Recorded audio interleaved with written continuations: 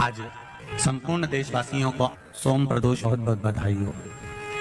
अगर कोई प्रदोष के दिन प्रदोष काल में 2 स्थानों पर दीप जला देता है तो वो दीप केवल 2 स्थान का नहीं रहता, पंचदेव शिव पंचायत उनके दीप का भी निर्णय करते हैं।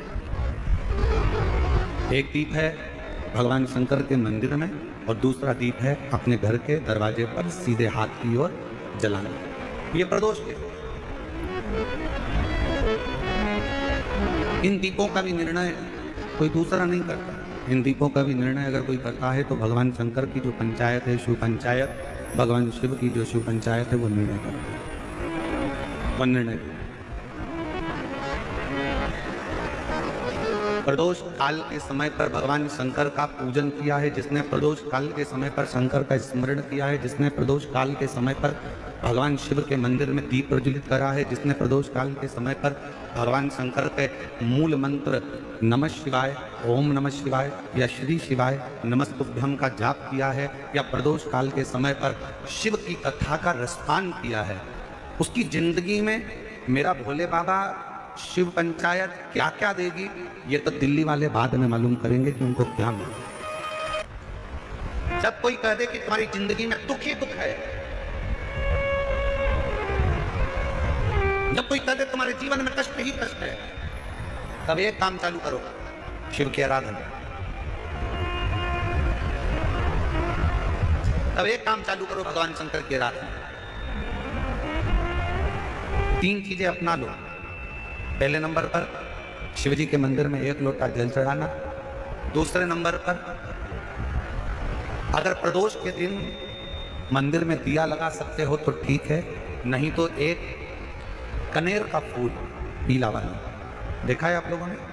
जम के बोलो जरा, पीले कलर का कनेर का फूल एक प्रदोष के दिन प्रदोष काल के समय पर अगर दीप लगा सको तो ठीक है, नहीं तो एक कनेर का फूल पीले कलर का शिव जी के अशोक सुंदरी का स्पर्श। अशोक सुंदरी वाली जगह मालूम है ना आप लोगों को? फिर से आप समझ लेंगे। ये शिवलिंग, जलाधारी, ये चरण, राइट में गणेश जी, लेफ्ट में कार्तिकेय जी, मध्य भाग में जो एक मोटी सी लाइन होती है वो अशोक सुंदरी का स्थान होता है। जहां पर शिवलिंग रखा हुआ है ये पार्वती जी का हस्त कमल। शिवलिंग के ऊपर जो कलश में से एक एक बूंद पानी गिरता है वो शंकर जी की 5 लड़कियां हैं, जया, विषहरा, शामली बारी, दौतली, देव। शिव जी के 6ठे नंबर की लड़की अशोक सुंदरी मध्य भाग में। जब एक कनेर का फूल प्रदोष के दिन प्रदोष काल में अशोक सुंदरी वाली जगह पर स्पर्श कराकर शिव जी को समर्पित करना। 3 क्रम है, अगर बन सके तो करो। पहला 1 लोटा जल चढ़ाना। दूसरे नंबर पर अगर बहुत ज्यादा तकलीफ की जिंदगी चल रही हो, बहुत कष्टमय जीवन चल रहा हो और सब ने कह दिया कि तुम्हारी किस्मत में तो धक्के ही लिखे हैं, केवल आप धक्के ही खाओगे, तो 1 कनेर का पुष्प प्रदोष के दिन प्रदोष काल में अशोक सुंदरी का स्पर्श कराकर शिवलिंग पर चढ़ाओ।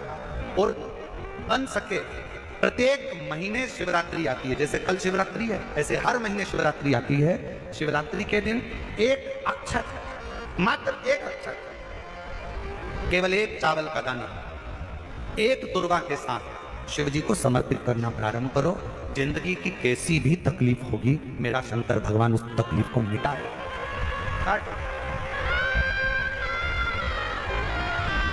शिव की आराधना और दिल से बाबा को पुकारते रहो। श्री शिवाय नमस्तु, श्री शिवाय नमस्तु, श्री शिवाय नमस्तु, श्री शिवाय नमस्तु। उसको पुकार दे, दिल से उसको विश्वास के साथ पुकारो। प्रदोष का दिन है और सोमवार की प्रदोष के दिन 1 धतूरा यदि हम शिव जी पे चढ़ा रहे हैं, 1 चावल का दाना अशोक सुंदरी वाली जगह पर चढ़ा रहे हैं और अपना हाथ उस चावल के दाने पर रखकर चंद्रशेखर चंद्रमौलेश्वर महादेव के नाम का उच्चारण कर रहे हैं। श्री शिवाय नमस्तुभ्यं, श्री शिवाय नमस्तु उच्चारण कर रहे हैं, दिल से प्रार्थना कर रहे हैं, निवेदन कर रहे हैं, नमन कर रहे हैं, बाबा को अपने मन का भाव कर रहे हैं, तो वो 3 महीना तो बहुत दूर है। मेरे बाबा ने अगर कृपा करी तो 3 महीने में मेरा बाबा करुणा करना, दया करना प्रारंभ कर दे। एक नियम बना लो, 12 महीने शिवरात्रि आती है, हर महीने शिवरात्रि पड़ती है, महीने में 2 बार प्रदोष पड़ती है। या तो प्रदोष का नियम बनाओ या शिवरात्रि का नियम बनाओ। एक होता है शमी का पौधा, एक होता है मंदार का पौधा। मंदार जानते हो सब लोग? बोलो तो जम के। सफेद आंकड़ा भी उसको बोलते हैं, मंदार भी उसको बोलते हैं, मंदार का पौधा। और एक होता है शमी का। कहते हैं जिस व्यक्ति की जिंदगी में केवल घाटा ही घाटा लिखा हो, दुख ही दुख लिखा हो, कई साल हो गए हों किराए के मकान में रहते हुए या तकलीफ को भोगते भोगते परिवार में कहीं सुख है ही नहीं, 2 पौधे को याद रखना। और दोनों पौधे की कथा हमने पूर्व में सुना चुके, मंदार और शमी। दोनों की कथा सुनाइए कि ये कौन से मुनि थे, कौन से ऋषि के बेटे थे, ये मंदार और शमी किसके पुत्र थे, सब कथा सुना। आप यूट्यूब पर सर्च करिएगा तो आपको कथा पूरी मिल जाएगी। आप सोचो, जिसकी जिंदगी में दुख ही दुख लिखा, कष्ट ही कष्ट लिखा, परेशानी परेशानी लिखी, तो मंदार और शमी ये 2 पौधे ऐसे हैं जो जीवन में सुख प्रदान करते हैं। एक काम करना चालू करो, थोड़ी सी मिट्टी शमी के पेड़ के नीचे की और थोड़ी सी मिट्टी मंदार के पौधे के नीचे की, दोनों को लाओ, अच्छा मिलाकर उसका एक शिवलिंग का निर्माण करो और उस शिवलिंग का पूजन प्रदोष काल में शाम के समय शिवलिंग के सामने 2 घी के दिए जलाकर, जैसी घर में पूजन करते हो वैसी की वैसी पूजन करो, आरती करो, थोड़ा सा भोग लगाकर निवेदन कर कर उस शिवलिंग का बाद में विसर्जन करो। 5 या 7 प्रदोष कर लो या 5 या 7 शिवरात्रि कर लो। आपको किसी के आगे हाथ नहीं फैलाना पड़ेगा। मेरा देव अधिदेव महादेव स्वयं भंडार भरना प्रारंभ करेगा, स्वयं शिव भंडार भरेगा। मंदार और शमी के वृक्ष के नीचे का वो फल होता है जो सुख देगा, जो सुख देगा, जो हमें आनंद प्रदान करता है। मंदार मतलब आप लोग जानते हो, वो सफेद आंकड़े की जो जड़ होती है, आंकड़ा होता है, उसके छोटे छोटे फूल होते हैं मंदार के, भगवान शंकर को चढ़ते हैं। और शमी की पत्ती तो आप लोग जानते ही हो, शमी का पत्र, इसके पौधे के नीचे और उसके पौधे, इसका वृक्ष और उसके वृक्ष के नीचे की थोड़ी थोड़ी मिट्टी प्रदोष काल में या तो प्रदोष हो या शिवरात्रि हो, दोनों को मिलाकर उसका शिवलिंग बनाकर उसकी आराधना, उसकी जो महापुराण करे। शमी का वृक्ष हमारे शरीर में जो रोग होता है, उस रोग के जितने भी तत्व होते हैं उनको शमी का वृक्ष खींचता।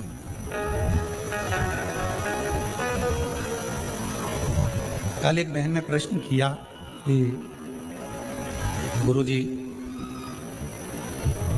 आपने कहा कि शमी का जो वृक्ष होता है वो बड़ा हो जाता है, बड़ा होने के बाद उसको घर में नहीं रखते, छोटा पौधा, छोटा सा पौधा घर में रख सकते हैं। और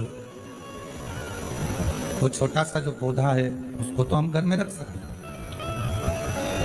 पर वृक्ष, शमी का वृक्ष जितना बड़ा होता चले जाता है तो उसको घर से अपन रखते नहीं, उसको फिर कहीं बगीचे में या कहीं एकांत में या जहाँ उसकी जरूरत है वहाँ उसको लगा दिया जाए। गणेश पुराण में एक बात आती है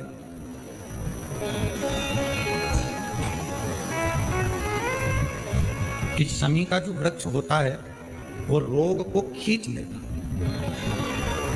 बीमारी को खींचता, तकलीफों को खींचता, दुख को खींचता, शरीर के रोगों को वो खींच लेता। तो महापुराण की कथा में और गणेश पुराण की कथा से एक बात सीखने को मिलती है कि पौधा छोटा रहेगा तो आप उसका पूजन भी कर सकोगे, पत्ते भी ले सकोगे, शिव जी पे भी समर्पित कर सकोगे। और घर के अंदर यदि कोई तकलीफ में है, कष्ट में है, तो उसके दुख को भी वो खींचो, उसके कष्ट को भी खींचेगा, उसके कष्ट को, उसके दुख को खींचेगा, उसके कष्ट को, उसके दुख को वो खींचेगा। पर जैसे ही शमी का पौधा बड़ा हुआ, शमी का वृक्ष बड़ा हुआ और उस वृक्ष के इर्द गिर्द से अगर कोई निकल कर जा रहा है, शमी के उस वृक्ष के आसपास से इर्द गिर्द से अगर कोई निकल कर जा रहा है तो उसके भी रोग को वो खींचता है, उसके भी रोग को वो खींचता। तो हमारे यहाँ सनातन धर्म में सर्व जगत के हित की बात कही जाती है कि शमी का जब पौधा बड़ा हो जाए, शमी का वृक्ष जब बड़ा हो जाए, शमी का पौधा जब बड़ा हो गया तो उसे कहीं अच्छी जगह पर लगा दिया जाए जिससे सर्व जगत के दुखों को वो खींचता रहे, सबके रोगों को वो खींचता रहे, समाप्त करता रहे, सबके रोगों को वो खींचता रहे, समाप्त करता रहे। सर्व जगत के हित। छोटा है पौधा अपने नजर। शिव महापुराण में 5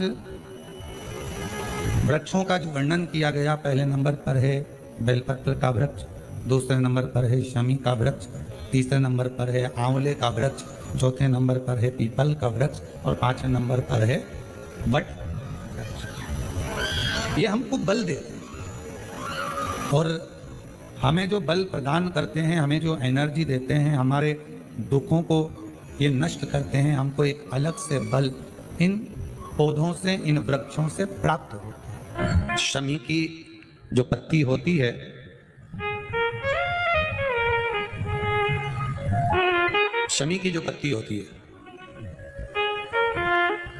एक पत्ती में जितनी पत्तियां लगी होती हैं और एक पत्ती के अंदर, जरा ध्यान देंगे, जैसे इस पत्ती में ढेर सारी पत्तियां लगी हुई, पत्ती में से भी एक पत्ती तोड़ोगे और एक पत्ती तोड़ने पर उस पत्ती को भी अगर गिनोगे तो उसमें बहुत सारी पत्तियां होती हैं। आज प्रयास करना, अगर कहीं आपको शमी की पत्ती मिले तो जैसे ये पत्ती, इस पत्ती को तोड़ा गया, इस पत्ती में से एक पत्ती निकाली गई और एक पत्ती निकालकर आप धीरे से रखना, उसमें भी बारीक बारीक बारीक बारीक बारीक बारीक बहुत सारी पत्तियां नजर आती हैं। शिव महापुराण की कथा कहती है, जो सोमवार की अष्टमी हो या प्रदोष का व्रत हो या 12 महीने की शिवरात्रि हो या किसी भी दिन प्रदोष काल के अंतर्गत शंकर भगवान को एक शमी का पत्ता कोई भूलवश भी समर्पित कर देता है तो जितनी एक पत्ती में पत्तियां होती है और उस पत्ती के अंदर भी एक पत्ती को तोड़ने के बाद जितनी पत्तियां होती है, उतने जन्म मृत्यु लोक में मनुष्य के नहीं होते। 84 लाख योनियों में से वो योनियां बढ़ जाती हैं और देव योनि प्राप्त हो जाती है। एक शमी पत्र की इतनी महत्वता है। शमी का जो पत्ता होता है, ध्यान से सुनिए, रोज आप अगर शमी के पत्ते को नहीं चढ़ा सकते, महीने में 1 बार या 2 बार शमी का पत्ता शंकर के ऊपर अवश्य समर्पित करना चाहिए। क्यों? शरीर में अगर कोई बड़ी बीमारी आने वाली होती है तो बाबा उस विष को समाप्त कर देते हैं, मात्र शमी का पत्ता समर्पित कर देते हैं। भले महीने में 2 बार चढ़ाओ, हफ्ते में 1 बार चढ़ाओ, तुम्हारा मन पड़े तो हफ्ते में 2 बार चढ़ाओ। ज्यादा बीमारी है, शमी का पत्ता एक शिवजी के शिवलिंग पर और एक पत्ता जहां से पानी बहकर नीचे गिरता है ना, जलाधारी में से शिवजी पे जल चढ़ाया। जैसे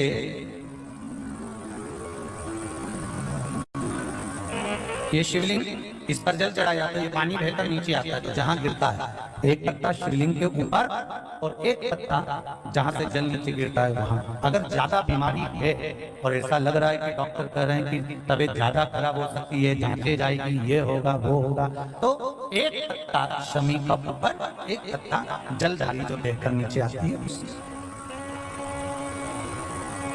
पर चढ़ाना। शमी का पत्र रोग मुक्ति के लिए जब चढ़ाया जाता है तो भगवान शंकर का अवधूतेश्वर महादेव का नाम लेकर चढ़ाया जाता है। कौन सा महादेव? जम के बोलो जरा, अवधूतेश्वर महादेव का नाम लेकर चढ़ाया। एक बात आपको कही थी अभी पिछले कथाओं में, गाय के दूध का घी बनाकर उसकी एक उंगली घी की अशोक सुंदरी वाली जगह पर लगाकर, जो व्यापार नहीं चलता हो, दुकान नहीं चलती हो, अशोक सुंदरी वाली जगह पर घृत लगाकर घर के दरवाजे पर या व्यापार के द्वार पर उस उंगली को लगा देना चाहिए। घृत पर होना गाय के घी की।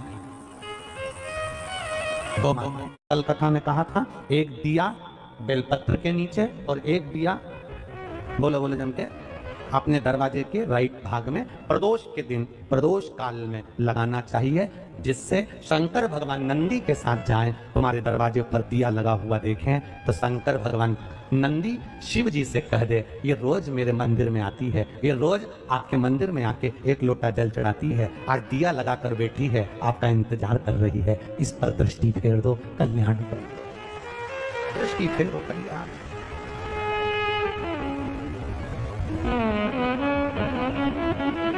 दिया लगाना मतलब प्रतीक्षा करना, दिया लगाना मतलब बाट जोना, दरवाजे पर दीप लगाना मतलब हम इंतजार कर रहे हैं बाबा का, हम बाबा का इंतजार। प्रदोष काल में, प्रदोष के दिन हमने पहले भी कहा कि एक दीप लगाना या जल चढ़ाना या शंकर को धतूरा चढ़ाना या चावल का दाना चढ़ाना या बेलपत्र चढ़ाना वो खाली नहीं जाता है। तुम्हारा प्रदोष के दिन, प्रदोष काल में लगाया गया दीपक एक ना एक दिन तुम्हारे घर में भी प्रकाश जरूर करता है। थोड़ा ध्यान दीजिएगा। मान लो मेरे बेटा बेटी कहीं अप्लाई कर रहे हैं नौकरी के लिए या अन्य चीज के लिए, तो वो अगर बेलपत्री के मध्य पत्ती और ये दो पत्ती है, इस पत्ती के बीच की जो जगह होती है वहां यदि पीला चंदन और एक चावल का दाना लेकर हरीश्वर महादेव का नाम लेकर शंकर के शिवलिंग पर प्रदोष के दिन अगर चढ़ा देते हैं, तो वो बेटा बेटी जिस एग्जाम को दे रहा होता है अच्छी मेहनत के साथ, लगन के साथ, तो निश्चित है वो उसमें सफलता पाता जाता है। हरीश्वर महादेव, एक बार